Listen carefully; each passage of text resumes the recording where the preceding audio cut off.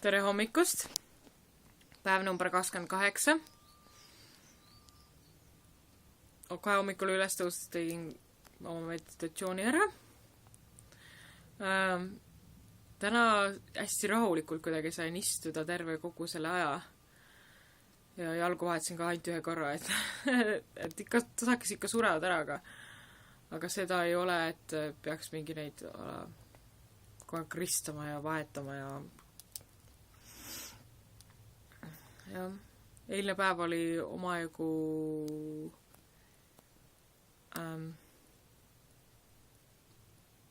challenging.